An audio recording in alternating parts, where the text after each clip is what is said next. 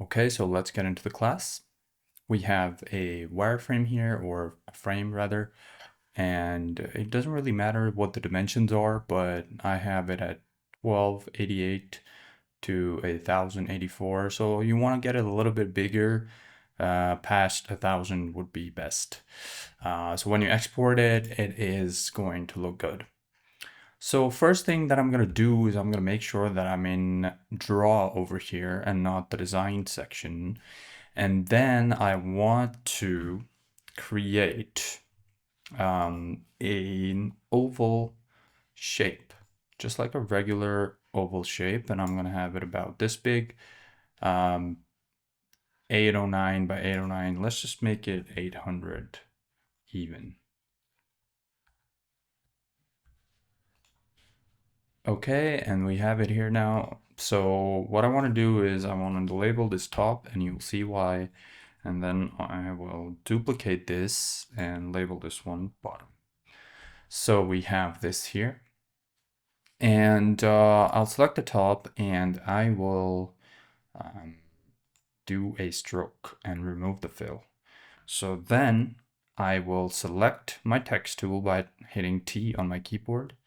And then as I hover over this, this little icon appears. And this just means that you can type on the path, which is an amazing feature of Figma Draw. It is also a feature in Illustrator, but now they've included this in Figma Draw, and I think it's amazing. So yeah, let's just type here coffee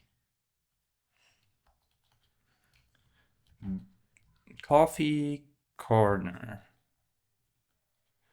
All right, so coffee corner, and I'm gonna select this one over here, and you see this little circle? You can just grab this and eyeball it to the middle. Now, if you're wondering what font this is the Luckiest Guy font right here. Luckiest Guy. And I think it's a great one for this because I want it to be a little bit casual and not too professional. So that's the look I'm going for, at least. And then I'm going to do the same thing for the bottom one and going to hit escape or click off. Then I'm going to select the type tool.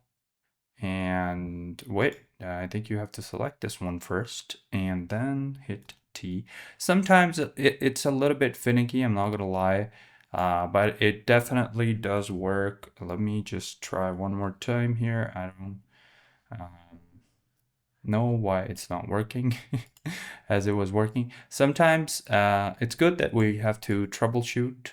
So sometimes you have to just drag it down a little bit because it may be the top part may be interfering with the bottom one. Okay, so this one I want to write with donuts. All right, with donuts, and then I'll just drag this here. But I want the font to be different, so I want it to be something that complements my really heavy font over here. So I might choose Pacifico. I think this is a very nice font that goes well with these kinds of heavy fonts. And I'm gonna just maybe decrease the emphasis on this. So it's like a nice complementary situation going on. So I'm gonna grab everything here and center align so that it's back in place.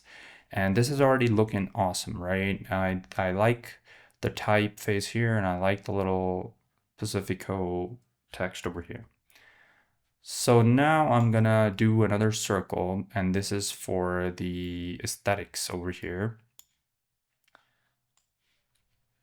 And I'll just put this in the middle.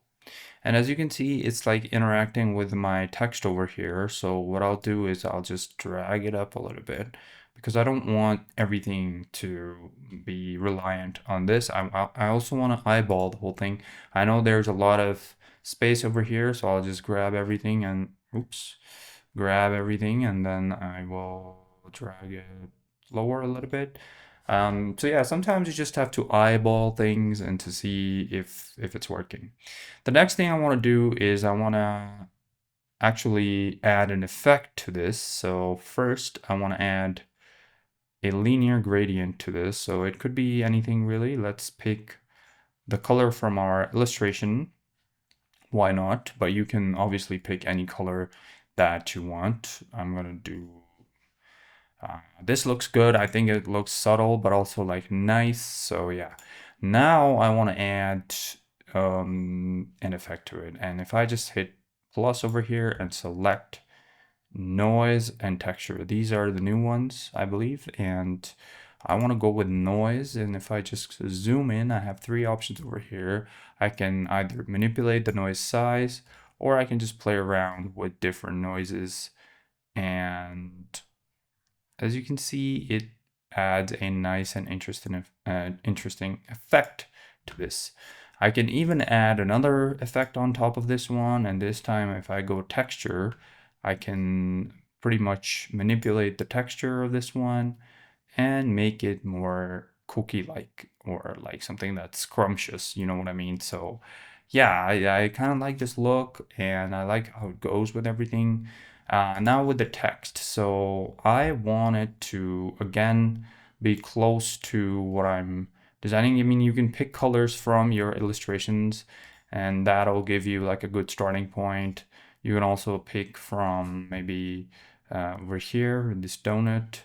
And for this one, maybe I want something that is yellowish, because why not? Yeah, I think this looks cool. And now for the last part, I'm just gonna have these illustrations and I'm just gonna drag these to the center here, kind of like playing around with these and see what works for me. I'm gonna grab this donut and like place it wherever you want it to be. Coffee bean, I'm gonna decrease the size of this. Actually, I think this is already looking really nice, but obviously you can play around more with this. And if I hold down Option, I can just drag this out and create another version of it. And maybe hold down Shift and decrease the size, make it more interesting. Maybe I can do another one just to see how it looks. Just change the orientation of this, and this should be fine. Maybe decrease or increase the size. I don't know. We'll see. I think maybe if I decrease the size, hold down Shift so it doesn't change the dimensions. And yeah, okay, so this is starting to look cool. I think this is already looking really nice. And if you notice, this one is a little bit washed out and these are too extreme. So how about I maybe if I do this, maybe if I make them more, actually that does not look that good. So okay, I might just like change the colors. I can go for like neutral tones as well here, and to kind of like make them appear like they are part of the whole thing and not like overpowering our logo. And you can definitely play around with these and see how that feels. And I think this looks milder than the other two, so I can like play around with this and like really tweak it and see how it looks to my like until the point when I'm really satisfied with it, but you get the idea. But keep everything neutral, like you don't want things to be like too like everything should feel like it belongs together, and that's why I'm trying to do this. Let's change this a little bit as well, just kind of like drag it to the side so we have a milder version of this very strong logo. I'm gonna do this. White seems fine. Okay, so this is already looking really nice. I'm happy with the way this looks. And you might be wondering, where did I get these illustrations? This is a website called Creazilla. Creazilla is a nice website and you can get free illustrations from it. I will link it down below in the description and you can check it out from there. And yeah, so I think this looks good. I think it looks interesting and nice. Of course, I can play around with the colors more. I can even change the colors of this one to make it maybe more if I want it to be more coffee-like, I could do that. And really, like, you can really tweak everything. You can create even different versions of this. So like if you're not satisfied with the colors, maybe you want something different. Maybe you want this to be like the donut, and maybe you want the donuts to be pink because the donut is pink. So let's do that and see how we feel. So the point is you just play around with this and you can create interesting looking shapes and logos. And yeah, Figma has come out with a lot of things in Figma Draw, and I'm very excited for it. So this is just a quick tutorial to show you how to do a logo, and I hope you enjoyed the video. If you like my stuff, you can always subscribe and like the video and share it with your friends. All right, guys, have a wonderful day. Bye-bye.